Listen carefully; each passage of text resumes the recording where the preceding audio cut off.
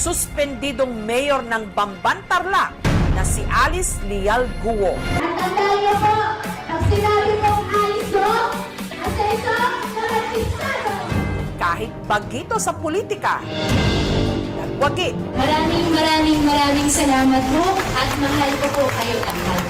Yung mga bata po na nag-aaral na, yung mga taga-bundok. Ang dali lang para pwede maging mayor. Pero hindi rin lingid sa kaalaman ng mga tiga-Bamban ang magarbong pamumuhay ng suspendidong alkalde. Pare, patch up mo na. Pag ganun. Kung anong rangya ng kanyang pamumuhay, taliwas sa ipinapakita sa kanyang vlogs.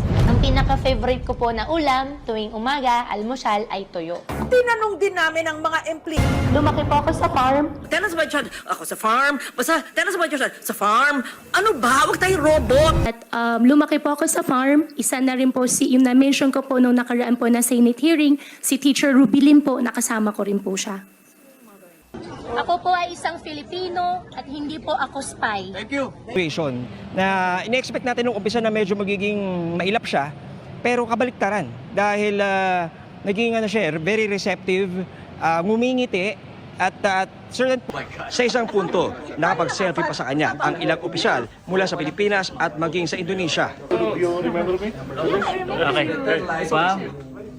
Ma'am, dito ma'am. You're going home. How do you feel? I'm good. I'm good. Yeah, I'm good. Are you okay now? Yeah. I'm good. Yung mga... Hi, Sir. Alice. Ikaw pala si Alice. Hindi kita Nakita ko tayo before. Saan? Tarlac po, Sir. Ando ka ba nung mayor ka noon? Apo. Ando sila no? Sila governor? Opo, Sir. Yung nagpunta. Ikaw talaga. Baba ka naman, Sir. You remember me? Okay. Ma'am, dito ma'am.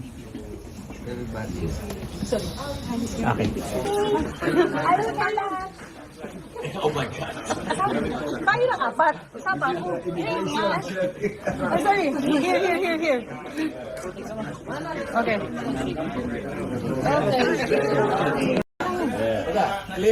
Pictures.